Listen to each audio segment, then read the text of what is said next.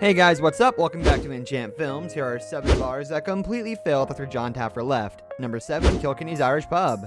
Kilkennys Irish Pub in California was mismanaged straight to hell, and Taffer did his best but couldn't get it done.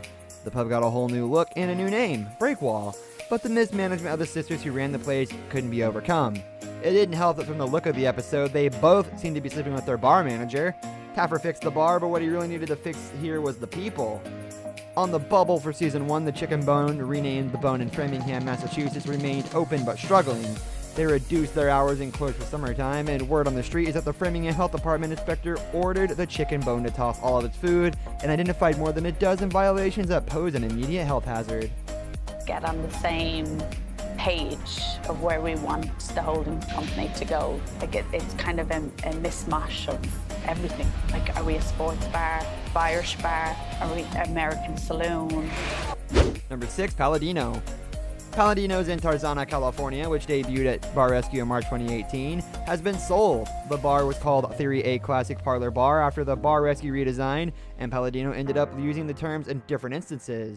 Palladino ended its operations at the beginning of July 2018.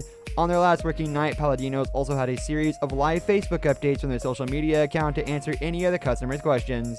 They said they played soundtracks on weekend evenings under Palladino's name and used the name Theory throughout the rest of the week. They have said that the bar was sold and the new owner will update and change the name, thus signaling that it's the end of the journey for them. Number 5, Headhunters. Taffer dubbed Headhunters in Austin, Texas, the worst bar in America, and it lived up to it with it being infested with roaches and employees who were literally paid nothing.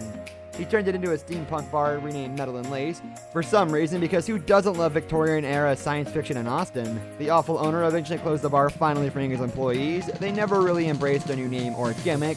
Steampunk died in Austin the day Headhunters went under. Number 4, the O-Face Bar. The restaurant is a perfect place to get the first job, but if the bosses and employees don't worry about everything, it can be terrible. That was the case of the O-Face Pub, where the employees got drunk, harassed one another, hit each other, and did other despicable acts. When Jon put them to the test, their food wasn't tasty, the glasses were smashed, and a violent battle broke out. The hardest part of it, these men were family and friends. In the end, Jon decided to leave for the first time in history and offered advice to everyone else. 2 years later, the owner was convicted of suspicion of rape, and it's pretty evident why the O-Face Bar is indefinitely shut. Number 3, Live Nightclub. Live Nightclub had its name changed to Halo Restaurant and Bar by Jon Taffer and his Bar Rescue team, and the bar owner agreed to accept the changed brand name. Nonetheless, all signs lead to Halo Restaurant and Bar being closed because they no longer have a functioning telephone number, and all online ties with the bar are broken. There have been just a few customer comments since the Bar Rescue renovation, which is never a promising indicator, mainly because the repair work was such a long time ago. Halo Restaurant and Bar didn't spend a lot of time on cultivating their online presence after the Bar Rescue restoration work.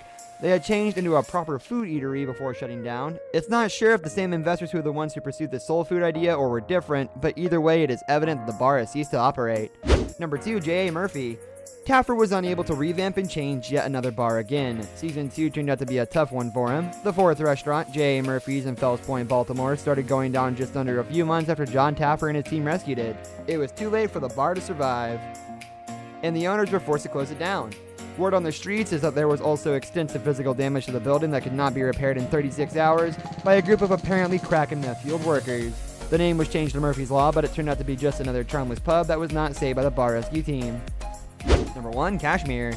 This episode is better remembered for the wild-wasted, excessively compensating bar owner of a pub called Cashmere, who was continuously drunken and kept shouting his tagline, "All in."